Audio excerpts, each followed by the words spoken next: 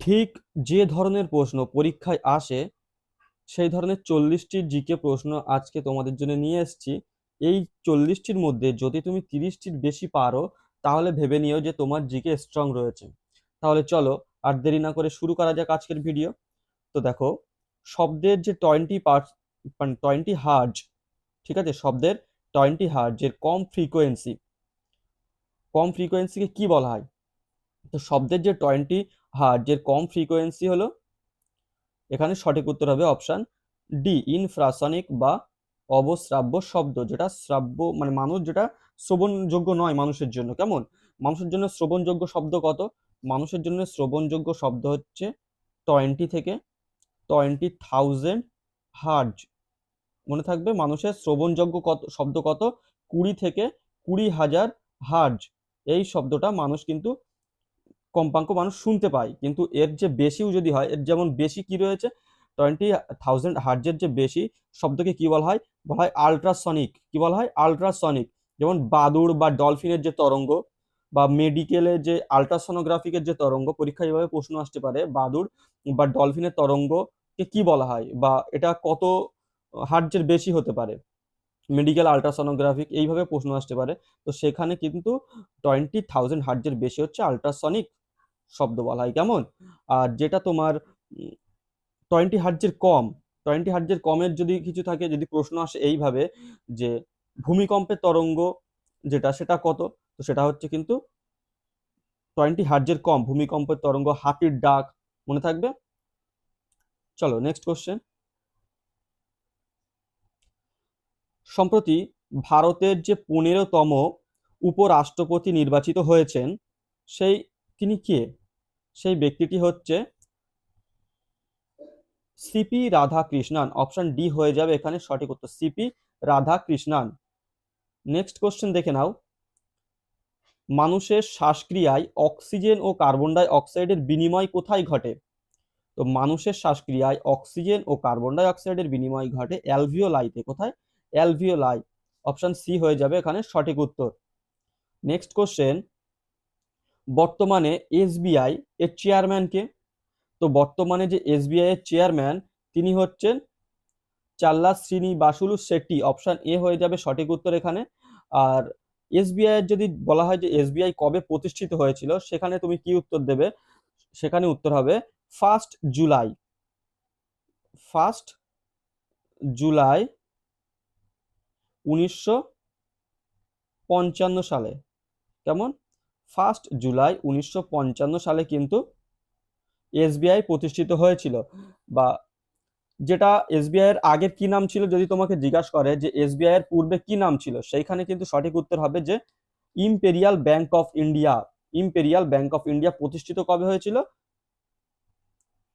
Imperial bank of India প্রতিষ্ঠিত হয়েছিল 1921 সালে। কেমন?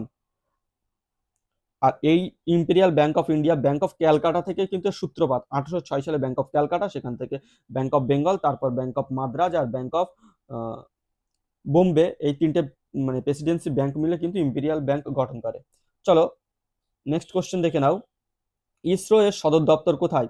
তো ইসরো এর সদর দপ্তর হচ্ছে বেঙ্গালুরু। বেঙ্গালুরু। বেঙ্গালুরুকে কি বলা হয়?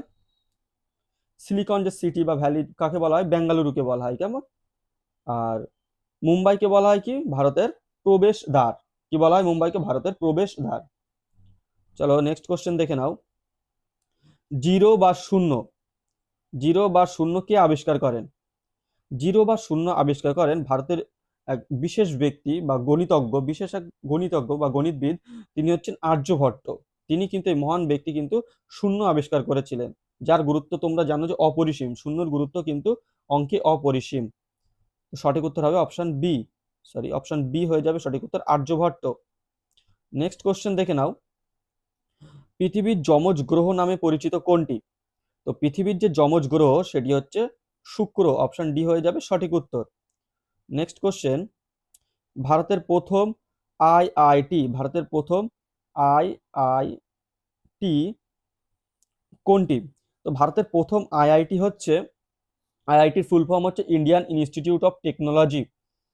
যেটা প্রথম সেটা হচ্ছে খড়গপুর।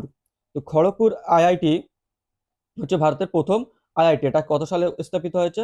এটা 1951 সালে পশ্চিমবঙ্গের খড়গপুরে স্থাপিত হয়েছে। 1951 সালে পশ্চিমবঙ্গের খড়গপুরে স্থাপিত হয়েছে। হিজলি ডিটেনশন যে ক্যাম্প, সেখান থেকে কিন্তু এটা শুরু হয়েছিল। কেমন? তো সঠিক উত্তর হবে option B, IIT Kharagpur. Next question, উদ্ভিদদের জল পরিবহনকারী কলা কোনটি? তো সঠিক উত্তর হবে অপশন ডি, জাইলেম কলা। নেক্সট, ভারতের ক্ষুদ্রতম রাজ্য কোনটি? তো ভারতের যে ক্ষুদ্রতম রাজ্য সেটি হচ্ছে গোয়া। অপশন সি হয়ে যাবে সঠিক উত্তর। এবং গোয়ার যে স্কোয়ার মানে বর্গ কিলোমিটার এটা, সেটা হচ্ছে 3702 বর্গ কিলোমিটার। কেমন? নেক্সট কোশ্চেন, ম্যালেরিয়া রোগের জীবাণু মানুষের শরীরে কোন মশা দ্বারা প্রবেশ করে? তো ম্যালেরিয়া রোগের যে জীবাণু, তার নাম কি? তো তার নাম হচ্ছে প্লাজমোডিয়াম। আর এটি কিন্তু ছড়ায় স্ত্রী অ্যানোফিলিস মশা। কেমন? এটা কে ছড়ায়? স্ত্রী অ্যানোফিলিস মশা। স্ত্রী অ্যানোফিলিস মশা এইভাবে মনে রাখতে হবে, তোমরা যদি পরীক্ষায় গুলিয়ে যায়, এই যে অ্যানোফিলিস এই যে জায়গাটা আর ম্যালেরিয়ার এই যে জায়গাটা, এই যে দুটোকে একটু তোমরা রিলেট করে উত্তর করবে। আর সবসময় ভাববে যে রোগ ছড়ায় কিন্তু স্ত্রী মশা, বেশিরভাগ স্ত্রী মশা দ্বারাই কিন্তু রোগ ছড়ায়। কেমন? নেক্সট কোশ্চেন, ভারতের প্রথম যে উপগ্রহ আর্যভট্ট, এটা কোন সালে উৎক্ষেপণ করা হয়? দেখো, ভারতের যে প্রথম উপগ্রহ আর্যভট্ট, এটা কোথা থেকে উৎক্ষেপণ করা হয়েছিল এটা জানতে হবে তোমার। সোভিয়েত ইউনিয়ন, তৎকালীন যে রাশিয়া ছিল সেটা সোভিয়েত ইউনিয়ন ছিল। তো সোভিয়েত ইউনিয়নের কাপুস্তিন ইয়ার উৎক্ষেপণ কেন্দ্র থেকে কিন্তু আর্যভট্ট যে উৎক্ষেপণ করা হয়েছিল, আর্যভট্টকে উৎক্ষেপণ করা হয়েছিল। আর এটি হচ্ছে 19 এপ্রিল, ডেটটা মনে রাখো, 19 এপ্রিল 1975 সাল। 19 এপ্রিল 1975 সালে কিন্তু এটি উৎক্ষেপণ করা হয়েছিল। সঠিক উত্তর অপশন বি হয়ে যাবে। চলো নেক্সট কোশ্চেন দেখে নাও, মানবদেহে রক্ত পরিশোধনের প্রধান অঙ্গ কোনটি? তো রক্ত পরিশোধনে কিন্তু বৃক্ক বা কিডনি রক্ত থেকে যে বর্জ্য পদার্থ ও অতিরিক্ত জল ছেঁকে মূত্র তৈরিতে সে কিন্তু সাহায্য করে। কেমন? তো সঠিক উত্তর হবে অপশন এ, কিডনি বা বৃক্ক। নেক্সট কোশ্চেন, মানবদেহের স্বাভাবিক তাপমাত্রা কত? মানবদেহের যে স্বাভাবিক তাপমাত্রা সেটি হচ্ছে 37 ডিগ্রি সেলসিয়াস। 37 ডিগ্রি সেলসিয়াস বা ফারেনহাইটে 98.6 ডিগ্রি ফারেনহাইট, 98.6 ডিগ্রি ফারেনহাইট। কোনো বস্তুর গতির পরিবর্তনকে কি বলা হয়? তো কোনো বস্তুর গতির পরিবর্তনকে বলা হয় ত্বরণ। Option D is the right answer. আচ্ছা, আমাদের ভিডিও তোমাদের কেমন লাগছে? যদি তোমাদের ভালো লাগে তাহলে অবশ্যই একটা লাইক করো আমাদের ভিডিওকে, আর আমাদের চ্যানেলকে সাবস্ক্রাইব অবশ্যই করো। কেমন?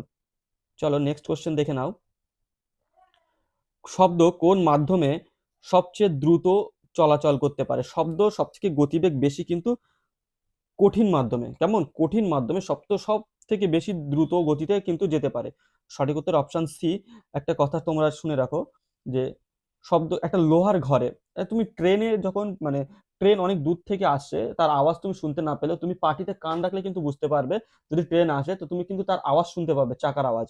আর একটা কথা, যদি লোহার ঘরে একটা লোহার ঘরে যদি তুমি মানে শব্দের গতিবেগ মাপা হয়, সেক্ষেত্রে কিন্তু 5130 মিটার পার সেকেন্ড শব্দের গতিবেগ হয়ে যায়। কত? 5130 মিটার পার সেকেন্ড, বা গড়ে 5.1 কিমি হয়ে যায় গতিবেগ।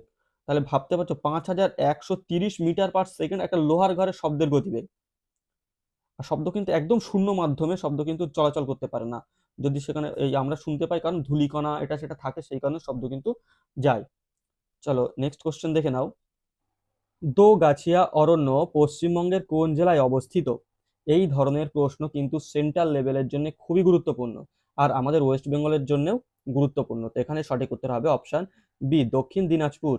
চলো নেক্সট প্রশ্ন দেখে নেব, চাপ দিয়ে দুই বা ততোধিক বরফখণ্ডকে জুড়ে দেওয়ার যে পদ্ধতি তাকে কি বলা হয়? দেখো, বরফের উপর চাপ বাড়লে তার গলনাঙ্ক কমে যায়।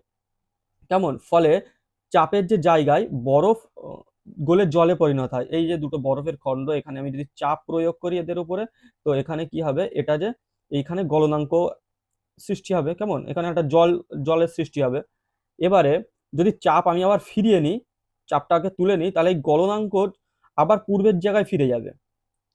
পূর্বের জায়গায় গলনাঙ্ক ফিরে গিয়ে কি হবে, ওই জল জমাট বাঁধবে, বেঁধে যে বরফের টুকরো রয়েছে সেই টুকরোগুলোকে আবার জুড়ে দেবে। কেমন? তো এখানে সঠিক উত্তর হবে অপশন ডি, পুনঃশীলীভবন। এই প্রক্রিয়াকে বলা হয় পুনঃশীলীভবন। নেক্সট কোশ্চেন দেখো, একই গতিসম্পন্ন কণাগুলির মধ্যে একই গতিসম্পন্ন কণাগুলোর মধ্যে কার ভরবেগ সর্বোচ্চ? তো এখানে সঠিক উত্তর হবে অপশন এ, আলফা কণা। নেক্সট কোশ্চেন দেখে নাও, ভারতের কোন রাজ্যের একটি জেলা একই সঙ্গে 4টি রাজ্যের সীমানা স্পর্শ করেছে? যে 4টি রাজ্যের সীমানা স্পর্শ করেছে সেই রাজ্যগুলি কি কি? রাজ্যগুলি দেখো, এটা হচ্ছে সোনভদ্র জেলা, জেলার নাম সোনভদ্র জেলা। এইগুলো কিন্তু সেন্ট্রাল লেভেলের জন্য খুবই গুরুত্বপূর্ণ। তো জেলার নাম কি? সোনভদ্র। তো এই সোনভদ্র যে জেলা রয়েছে এটা কোথায় অবস্থিত? সোনভদ্র জেলা ইউপিতে অবস্থিত, উত্তরপ্রদেশ। তো এই যে জেলাটা, উত্তরপ্রদেশ, মধ্যপ্রদেশ, ছত্তিশগড় ও ঝাড়খণ্ড, এই 4টি স্টেটের কিন্তু সীমানাকে এই যে জেলাটা স্পর্শ করেছে। চলো নেক্সট কোশ্চেন দেখে নাও, ভাকরা নাঙ্গাল বাঁধ কোন নদীতে অবস্থিত? তো ভাকরা নাঙ্গাল বাঁধ অবস্থিত শতদ্র বা সুতলেজ নদীতে। অপশন এ হয়ে যাবে সঠিক উত্তর। ভাকরা কোথায়? হিমাচল প্রদেশে। আর নাঙ্গাল কোথায়? পাঞ্জাবে। হিমাচল প্রদেশ আর পাঞ্জাবের মধ্যে কিন্তু এটি, এই যে বাঁধটা রয়েছে সেটা কিন্তু এই দুটি জায়গার মধ্যে রয়েছে। তো শতদ্র নদীর উপরে কিন্তু এই বাঁধটি গড়ে উঠেছে। চলো নেক্সট কোশ্চেন, ভারতের শীতকালীন বা শীতলতম স্থান কোনটি? তো ভারতের যে শীতলতম স্থান সেটি কিন্তু লাদাখের কার্গিল জেলায় অবস্থিত। ভারতের শীতলতম জনবসতিপূর্ণ স্থান বলা হয় এটাকে, যার -20 ডিগ্রি সেলসিয়াস থাকে শীতকালীনের নিচে যে তাপমাত্রা, এর নিচেও কিন্তু চলে আসে শীতকালীন যে তাপমাত্রা 20 ডিগ্রি সেলসিয়াসের নিচে চলে আসে। তো সেটা হচ্ছে দ্রাস। অপশন ডি হয়ে যাবে এখানে সঠিক উত্তর। দ্রাস হচ্ছে ভারতের শীতলতম জনবসতিপূর্ণ স্থান। নেক্সট কোশ্চেন, ভারতের বৃহত্তম স্বাদু জলের হ্রদ কোনটি? শুধু ভারতের না, এটা কিন্তু এশিয়ারও একটা বৃহত্তম স্বাদু জলের হ্রদ। সেটা হচ্ছে কি? উলার লেক। এটা কোথায় অবস্থিত? এটা জম্মু কাশ্মীরে অবস্থিত। অপশন ডি হয়ে যাবে সঠিক উত্তর। আর যদি কোশ্চেন এইভাবে ঘুরিয়ে দেয় যে উত্তর পূর্ব ভারতের সব থেকে বৃহত্তম স্বাদু জলের হ্রদ কোনটা, তো সেই ক্ষেত্রে উত্তর হয়ে যাবে লোকটাক হ্রদ। এটা কিন্তু মণিপুরে কেইবুল লামজে যে জাতীয় উদ্যান, এটাও প্রশ্ন আসতে পারে যে কেইবুল লামজে জাতীয় উদ্যান কোথায় অবস্থিত? তো সেটা হচ্ছে মণিপুরে অবস্থিত। এভাবেও প্রশ্ন আসতে পারে যে কেইবুল লামজে জাতীয় যে উদ্যান রয়েছে সেটা কিন্তু পৃথিবীর একমাত্র ভাসজ জাতীয় উদ্যান। কেমন? কেইবুল লামজে জাতীয় উদ্যান কিন্তু মণিপুরে, আর এটা হচ্ছে একমাত্র ভাসমান জাতীয় উদ্যান। নেক্সট কোশ্চেন,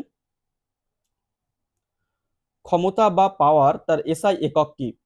তার এসআই একক হচ্ছে ওয়াট। সরি, তার এসআই একক হচ্ছে ওয়াট। অপশন বি হয়ে যাবে সঠিক উত্তর, এসআই একক ওয়াট। তো 1 ওয়াট বা 1 ওয়াট সমান কত? 1 ওয়াট সমান 1 জুল পার সেকেন্ড।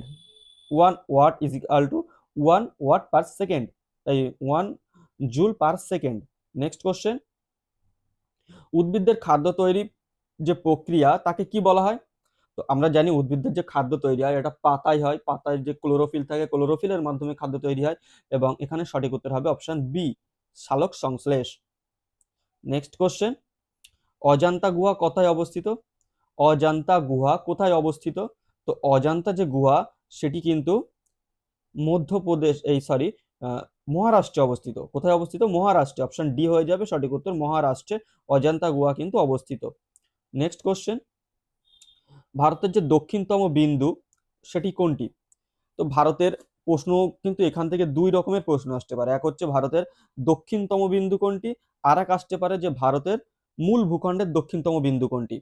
তো দেখো, ভারতের যে দক্ষিণতম বিন্দু সেটি হচ্ছে আন্দামান নিকোবর দ্বীপপুঞ্জের গ্রেট নিকোবরে অবস্থিত ইন্দ্রা পয়েন্ট। অপশন এ হয়ে যাবে সঠিক উত্তর, ইন্দ্রা পয়েন্ট হচ্ছে ভারতের দক্ষিণতম বিন্দু। আর কন্যাকুমারী হচ্ছে ভারতের মূল ভূখণ্ডের দক্ষিণতম বিন্দু। এটা কোথায় অবস্থিত? এটা তামিলনাড়ুতে অবস্থিত। তামিলনাড়ুতে অবস্থিত ভারতের মূল ভূখণ্ড দক্ষিণতম বিন্দু। আর হচ্ছে ইন্দ্রাকোল, এটা কিন্তু ভারতের উত্তরতম বিন্দু। কেমন? চলো নেক্সট কোশ্চেন, মানবদেহের সবচেয়ে বড় অঙ্গ কোনটি? তো মানবদেহের যদি সবচেয়ে বড় অঙ্গ কোনটি এরকম প্রশ্নটা এখানে কিন্তু অনেকে ভুল করে আসতে পারে। তো সেখানে কিন্তু দেখো মানব দেহের সবচেয়ে বড় অঙ্গ কোনটি, এখানে কিন্তু ভেঙে যে অভ্যন্তরীণ কোনটি মানে বড় অঙ্গ। তো দেখো এখানে সঠিক উত্তর হবে অপশন বি হয়ে যাবে সঠিক উত্তর, আর অভ্যন্তরীণ হলে যকৃৎ হয়ে যাবে। কেমন? তো এখানে সঠিক উত্তর অপশন বি ত্বক।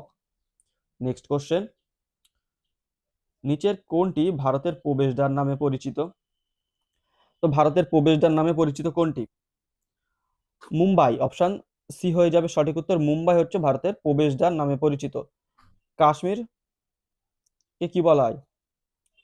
ভূস্বর্গ বলা হয়। কেমন? আর কেরালাকে কি বলা হয়? মশলা, মশলার বাগান, কেরালাকে বলা হয় মশলার বাগান। চলো নেক্সট কোশ্চেন, তিস্তা নদীর পশ্চিম ভাগ কি নামে পরিচিত?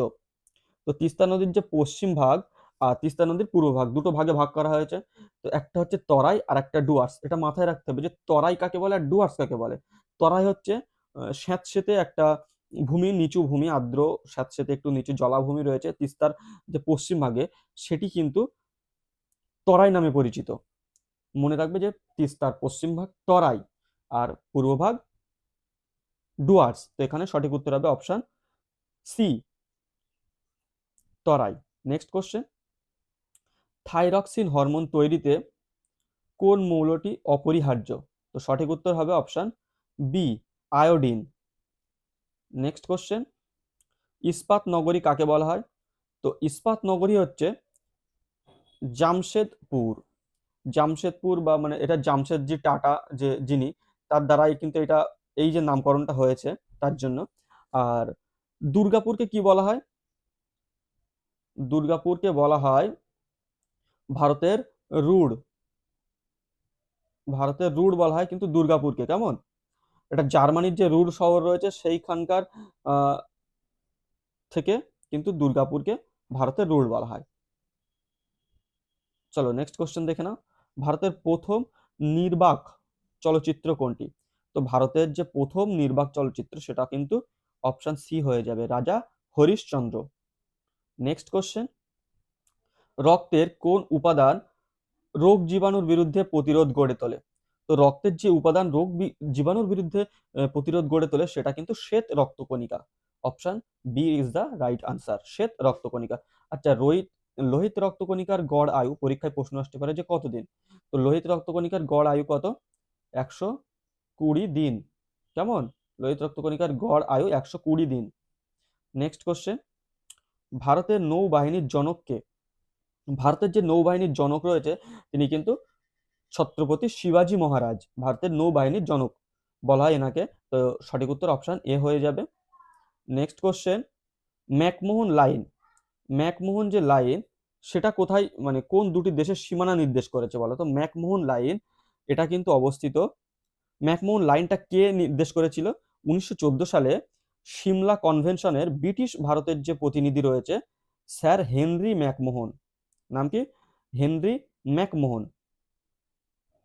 তো তার নাম অনুযায়ী এই যে হেনরি ম্যাকমোহন তিনি কিন্তু ভারত আর চীনের সীমান্তকে নির্দেশ করেছিলেন যে লাইন দিয়ে, তাকে বলা হয় ম্যাকমোহন লাইন। তো ভারত আর চীন, এখানে সঠিক উত্তর কি হবে? ভারত আর চীন। জিটি রোড, তো জিটি রোড কে নির্মাণ করেন? তো দেখো জিটি রোড একটা ঐতিহাসিক রোড। কেমন? এই ঐতিহাসিক রোডের যে নাম ছিল প্রথমে কি ছিল? সড়ক ই আজম। এটার পূর্ব নাম ছিল সড়ক ই আজম। এটা ছিল পূর্ব বাংলাদেশের, অর্থাৎ বাংলাদেশের সোনাগাঁও থেকে আফগানিস্তানের কাবুল পর্যন্ত বিস্তৃত ছিল। কেমন? সোনাগাঁও থেকে আফগানিস্তানের কাবুল পর্যন্ত বিস্তৃত ছিল। এটা বাংলাদেশ, ভারত, পাকিস্তান থেকে আফগানিস্তান পর্যন্ত ছিল। তো এটা নির্মাণ করেছিলেন শেরশাহ সূরি। অপশন বি হয়ে যাবে সঠিক উত্তর। নেক্সট কোশ্চেন, ভারতের সংবিধানের জনক হিসাবে কে পরিচিত? তো ভারতের যে সংবিধানের জনক হিসাবে পরিচিত তিনি হচ্ছেন doctor B R Ambedkar. Option A হয়ে যাবে সঠিক উত্তর। আচ্ছা, যদি বলা হয় যে মহাত্মা গান্ধীকে জাতির জনক বলা হয়, এইভাবে কোশ্চেন আসতে পারে যে জাতির জনক কাকে বলা হয় বা বাপু কাকে বলা হয়। আবার প্রশ্ন এভাবেও আসতে পারে যে মহাত্মা গান্ধীকে জাতির জনক উপাধি কে দিয়েছিলেন? তো সেই ক্ষেত্রে উত্তর হবে কিন্তু নেতাজি সুভাষচন্দ্র বসু। মহাত্মা গান্ধীকে জাতির জনক যে উপাধি দিয়েছিলেন সেটা কিন্তু নেতাজি সুভাষচন্দ্র বসু দিয়েছিলেন। কেমন? কোশ্চেন এভাবেও ঘুরিয়ে আসতে পারে। চলো নেক্সট কোশ্চেন দেখে নাও। ভারতের প্রথম রেলপথ কোন দুটি স্থানের মধ্যে চালু হয়েছিল? তো ভারতের যে প্রথম রেলপথ সেটা কিন্তু 1853 সালে চালু হয়েছিল। কত? 1853 সালে ভারতের প্রথম রেলপথ চালু হয়েছিল। প্রশ্ন এভাবে ঘুরিয়ে আসতে পারে যে কবে ভারতের রেলপথ চালু হয়েছিল? 1853 সালে 16 এপ্রিল।